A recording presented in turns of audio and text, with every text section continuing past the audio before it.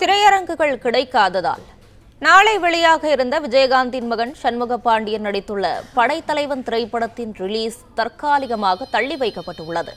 இது தொடர்பான கூடுதல் விவரங்களை வழங்குகிறார் நமது செய்தியாளர் ரகுபதி. ரகுபதி, வணக்கம். இது தொடர்பான கூடுதல் விவரங்களை வழங்கலாம்.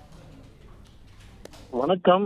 அன்பு இயக்கத்தில் இசையமைப்பாளர் இளையராஜா இசையில் மறைந்த விஜயகாந்தின் இளைய மகனான சண்முக பாண்டியன் நடிப்பில் உருவாகியுள்ள படைத்தலைவன் திரைப்படம் மே 23 அதாவது நாளை திரையரங்குகளில் வெளியாக இருந்த நிலையில் தற்பொழுது இந்த படத்திற்கான திரையரங்குகள் ஒதுக்கீடு சிக்கலால் படத்தின் வெளியீட்டு தேதி தற்பொழுது தற்காலிகமாக ஒத்திவைக்கப்பட்டுள்ளது என சண்முக பாண்டியன் சமூக வலைதளங்களில் ஒரு பதிவை வெளியிட்டிருக்கிறார். இந்த திரைப்படத்தின் ஃபர்ஸ்ட் லுக் போஸ்டர் கடந்த ஆண்டு விஜயகாந்தின் பிறந்தநாளை முன்னிட்டு வெளியிடப்பட்டிருந்தது. இப்படத்தில் கஸ்தூரி ராஜா, MS பாஸ்கர், யாமினி சந்தர் என முக்கிய கதாபாத்திரங்கள் இந்த படத்தில் நடித்திருப்பது குறிப்பிடத்தக்கது.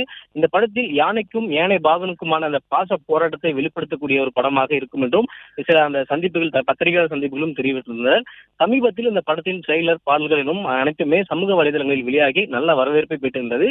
இந்த நிலையில் தான் புதிதாக ஒரு சிக்கல் எழுந்திருக்கிறது இந்த படத்திற்கு. அதாவது படைத்தலைவன் திரைப்படம் மே 23ஆம் தேதி அதாவது நாளை வெளியாக இருந்த நிலையில் திரையரங்கு ஒதுக்கீடு சிக்கல் காரணமாக பட வெளியீட்டு காரணம் தற்போது தற்காலிகமாக ஒத்தி வைக்கப்பட்டுள்ளதாக தெரிவிக்கப்பட்டிருக்கிறது. மேலும் புதிய வெளியீட்டு தேதியை விரைவில் உறுதி செய்து அறிவிக்க உள்ளோம் எனவும், இந்த இடையூறுக்கு மன்னிக்கவும் உங்கள் அன்பிற்கும் ஆதரவிற்கும் மனமார்ந்த நன்றி எனவும் அந்த பதிவில் குறிப்பிட்டிருந்தார். 23ஆம் தேதி அதாவது வெள்ளிக்கிழமை என்பதால் முக்கியமான படங்கள் வெளியாகிறது. குறிப்பாக விஜய் சேதுபதி நடித்த ஏஸ் திரைப்படம், யோகி பாபு நடித்த ஸ்கூல் திரைப்படம் போன்ற 7க்கும் மேற்பட்ட திரைப்படங்கள் நாளை ஒரே நாளில் ரிலீஸ் ஆகுகின்ற காரணத்தினால் சரியான திரையரங்குகள் ஒதுக்கீடு கிடைக்கவில்லை என்பதாலே இந்த படத்தின் வெளியீட்டு தேதி தற்காலிகமாக ஒத்தி வைக்கப்பட்டுள்ளதாக தற்பொழுது நமக்கு கூறப்படுகிறது. விவரங்களுக்கு நன்றி ரகுபதி.